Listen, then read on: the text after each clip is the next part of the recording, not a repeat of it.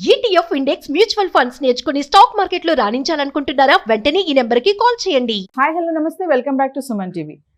అమెరికాలో ఉన్నటువంటి భారత్ ఐటీ కంపెనీలకు ట్రంప్ రాక మంచిదా కాదా? మరి ఐటీ సెక్టార్కి బంపర్ ఆఫర్ అంటున్నారు. మరి దీనిపైన నిపుణులు ఏమంటున్నారు? మరి మరింత సమాచారం అందించడానికి ఈరోజు మనతో పాటు స్టూడియోలో ఉన్నారు బిజినెస్ అనలిస్ట్ నంది రామేశ్వరరావు గారు. సార్తో మాట్లాడదాం. నమస్తే సార్. నమస్తే సార్, మరి ట్రంప్ జనవరిలో బాధ్యతలు చేపడుతున్నారు కదా, మరి ఐటీకి ఎలాంటి ఆఫర్స్ ఉంటాయి? మరి బంపర్ ఆఫర్ అని చెప్తున్నారు, మన ఆర్టికల్స్ అయితే చూస్తున్నాం, వీడియోస్ చూస్తున్నాము. మరి ట్రంప్ వచ్చిన తర్వాత అమెరికాలో ఉన్నటువంటి ఐటీ కంపెనీస్కి ఎలా ఉండబోతుంది అంటారు? లాభమా నష్టమా అంటే ఏం చెప్తారు? ట్రంప్ గురించి మాట్లాడాలన్నా ఎలాన్ మస్క్ గురించి మాట్లాడాలి పెద్ద సముద్రం అన్నమాట. ఐటీ అంటే ఇన్కమ్ ట్యాక్స్ అంటావా, ఇన్ఫర్మేషన్ టెక్నాలజీ అంటున్నావు. సో ఇన్ఫర్మేషన్ టెక్నాలజీ నాకు తెలిసి అంతకుముందు చెప్పాను, అమెరికాలో ఎవ్రీ ఫోర్త్ ఇంజనీర్ అంటే 1 2 3 4 నుండి 8 every fourth engineer in America is from India. Every fourth engineer from India is from south. Every fourth engineer from south is from Andhra Telangana. ఒకటి United. ఇది హిస్టరీ. అంటే మన భారతీయులకి 25% వీలే ఉన్నారు అవుట్ ఆఫ్ హోల్ వరల్డ్. అంటే అక్కడ ఫీలింగ్ ఏంటంటే ట్రంప్ గారిది 45th ఒకసారి చేశాడు, తర్వాత 46% జో బైడెన్ వచ్చాడు, ఇప్పుడు 47th ఆయన వచ్చింది ఏంటి రిపబ్లికన్ పార్టీ నుండి. సో ఆయనకి ఏంటంటే మన అమెరికా వాళ్ళకంటే ఇండియా వాళ్ళు ఎక్కువ సంపాదిస్తున్నారు, ఈవెన్ అదర్ కంట్రీస్ అనే ఒక ఫీలింగ్ అయితే ఉంది. ఆయన ఓట్లు గెలిచింది కూడా. ఇప్పుడు ఎలాన్ మస్క్ క్యాంపెయిన్ చేశాడు ఆయన ట్విట్టర్ ద్వారా, మొత్తం వాల్యుబుల్ టైం స్పెండ్ చేశాడు. దానివల్ల బెనిఫిట్ ఏంటి, ఆయన గవర్నమెంట్లోనే పొజిషన్ వచ్చింది, డిపార్ట్మెంట్ ఆఫ్ గవర్నమెంట్ ఎఫిషియన్సీ అని పెట్టి ఆయన్ని వివేక్ రామస్వామి అడ్వైజర్గా పెట్టారు. అంటే క్యాబినెట్ లెవెల్ ర్యాంక్ అంటే అంత ఈజీ కాదు. అసలు ఏమీ లేకుంటే మామూలుగా పట్టిందల్లా దున్నేస్తాడు. ఏ ఫీల్డ్ పట్టుకుని ఆ ఫీల్డ్ ఆ పక్కనోడు ఖతం అయిపోతాడు. అలాంటి ఇప్పుడు క్యాబినెట్లో పొజిషన్ వచ్చింది, గవర్నమెంటే చేతిలో ఉంటుంది, అది కూడా సీనియర్ పొజిషన్. కమింగ్ బ్యాక్, అమెరికాలో ట్రంప్ ఏం చేస్తాడంటే ఇమ్మిగ్రేషన్ పార్ట్ ఉంది, అది స్ట్రిక్ట్ చేస్తాడు. ఆయన నేను చెప్పినట్టు ఎలక్షన్ గెలిచిందే దీని మీద యాక్షన్ తీసుకుంటాను. I will reduce the intake of out foreign country students. ఎందుకంటే మన వాళ్ళ వల్ల వాళ్ళ జాబులు పోతున్నాయి, లేదా మన వాళ్ళు సంపాదించింది వాళ్ళు సంపాదించదు. సో దేర్ స్కేర్సిటీ అయిపోతుంది జాబ్. ఇప్పుడు ఈయన ఏం చేస్తాడంటే రకరకాల వీసాలు ఉన్నాయి మనకు, ఆల్రెడీ చూసిన H1 వీసా, వర్క్ వీసా అవన్నీ. దాని మీద డెఫినెట్గా ఎందుకంటే ఫీలింగ్ ఏంటంటే చాలామంది మన ఇండియాలో తక్కువ ఉన్నారు, మిగతా కంట్రీస్ అండర్ డెవలపింగ్ కంట్రీస్ ఉంటాయి కదా, ఇల్లీగల్గా వచ్చేస్తున్నారు. వచ్చి అక్కడ పని లేకుండా అక్కడ పాతడిపోతున్నారు. జనరల్గా వీసా ఏంటంటే 30 days బిల్లోనో, విజిటింగ్ వీసానో, టూరిస్ట్ వీసానో అవి ఉంటాయి. అది లేకుండా ఇప్పుడు నేను ఏం చేస్తున్నాడు, కొద్ది స్ట్రిక్ట్ కండిషన్ పెడుతున్నాడు. వచ్చేవాళ్ళు ఎలా వస్తున్నారు, చెకింగ్లు ఎక్కువ అవుతాయి, అంటే స్క్రూటినీ.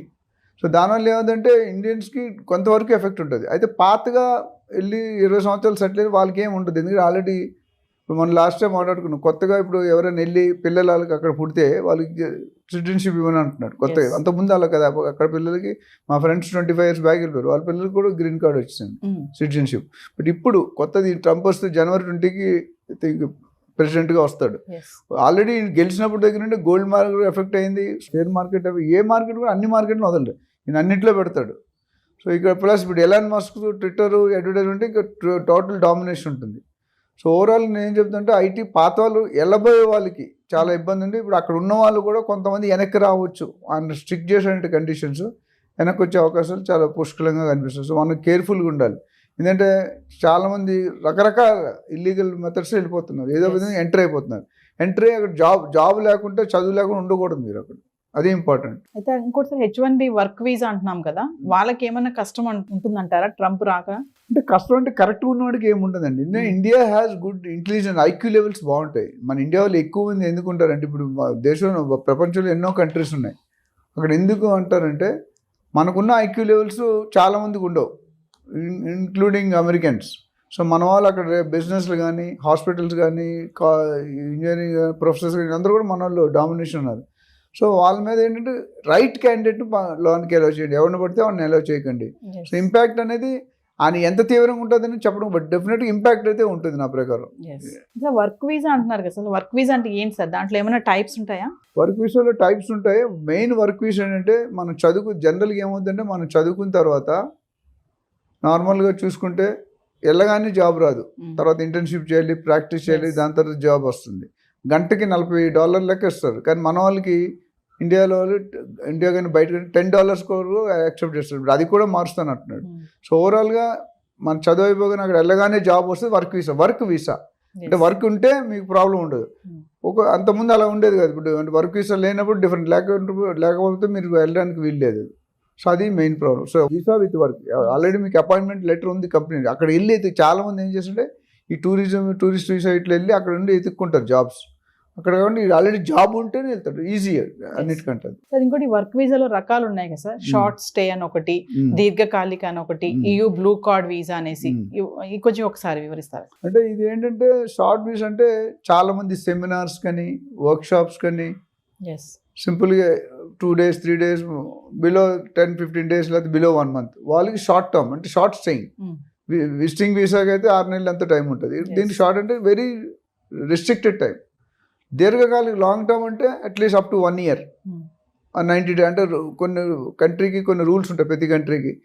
ఆ 1 year లోపు వెళ్తే మీకు long term visa.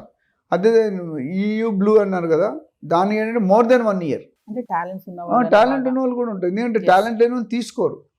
They don't want white elephants. White elephant అంటే పని పట్టు చేయలేడు. సో వాళ్ళు ఏంటంటే డెఫినెట్గా మన ఇండియన్స్ ఎందుకు ప్రిఫర్ చేస్తారంటే ముఖ్యంగా cost of labour is very less. వాడు $40 తీసుకుంటే మనం $10 కూడా వర్క్ చేస్తాం. అక్కడ వాళ్ళకి ఏంటంటే ప్రాఫిట్ ఎక్కువ ఉంటుంది. అందుకని ఇండియన్స్ బ్యాక్ అండ్ సర్వీస్ అని ఇండియాలో పెడతారు. వాళ్ళ దగ్గర పెట్టుకోరు. వాళ్ళ దగ్గర $40 మనకు $5 ఇచ్చే మనం చేస్తాం. జనరల్గా $10. అది సీనియారిటీ పెట్టి 10 నుండి 20, 22, 30. యాక్చువల్లీ ఇప్పుడు లేటెస్ట్ ట్రంప్ ఏమంటున్నారంటే అది కూడా $10 నన్ను కూడా అలౌ చేయను అంటున్నాడు. మన ఏంటి ఖాళీ ఉంటే డబ్బులు రావు కదా. సో ఆ $10 వస్తున్నాను కూడా స్క్రూటినీ చేయమని ఇప్పుడైతే యాక్సెప్ట్ చేస్తున్నారు ఇండియన్స్ కానీ అదర్ కంట్రీస్ కానీ. కానీ ఫ్యూచర్లో ఈయన ప్రెసిడెంట్ అయ్యాక దాని మీద కూడా ఒక కొరడా చేసే పరిస్థితి కనిపిస్తుంది. ఎందుకంటే మినిమం $25 ఉండాలి, $30 per hour నువ్వు సంపాదిస్తేనే ఇక్కడ ఉండు, లేకపోతే యూ లీవ్ ది కంట్రీ. ఇంకొకటి H1B అప్లికేషన్, వీసా అప్లికేషన్ పైన కూడా కఠిన పరిశీలన జరుగుతుందని చెప్పేసి వింటున్నాం మనము. అది ఎలా ఉంటుంది? ఈ ఇమిగ్రేషన్ అనేది ఇమిగ్రేషన్ మనం మాట్లాడుకున్న సబ్జెక్టులు అన్నీ కూడా అన్నిటి మీద ఇంపాక్ట్ ఉంటుంది. ఎంత ఇంపాక్ట్ ఉంటుంది చెప్పలేం, బట్ డెఫినెట్గా impact is going to be there because it's totally against more people coming in and occupying Americans jobs.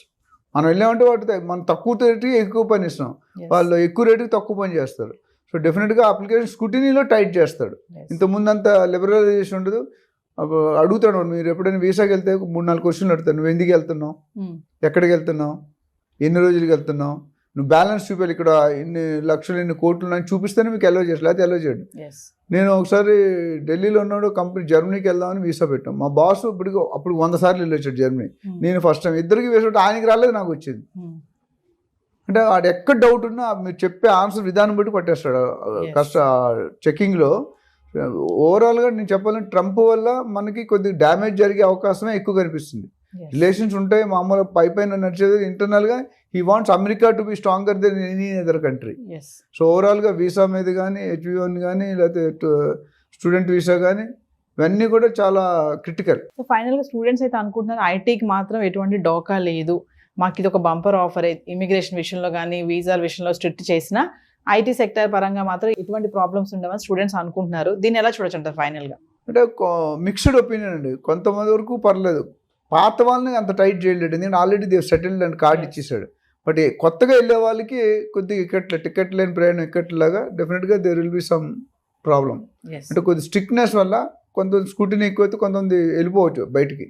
ఉన్న వాళ్ళని పంపిస్తూ లేటెస్ట్గా 1-2-3 years ఉన్న ఇబ్బందే, ఆల్రెడీ 10-20 years ఉన్న వాళ్ళకి ఇబ్బంది ఏమి లేదు. బట్ కొత్తగా వెళ్ళే వాళ్ళు మాత్రం ఆంక్షలు చాలా కఠినంగా ఉంటాయి, దాన్ని ఫాలో చేస్తారు. ఫాలో చేసినట్టు అంత సెట్ అయితే చాలామంది ఏం చేస్తారంటే ఇల్లీగల్గా రకరకాల వేస్ ఉన్నాయి, ఎలాగోలా దూరేద్దామని వెళ్తారు.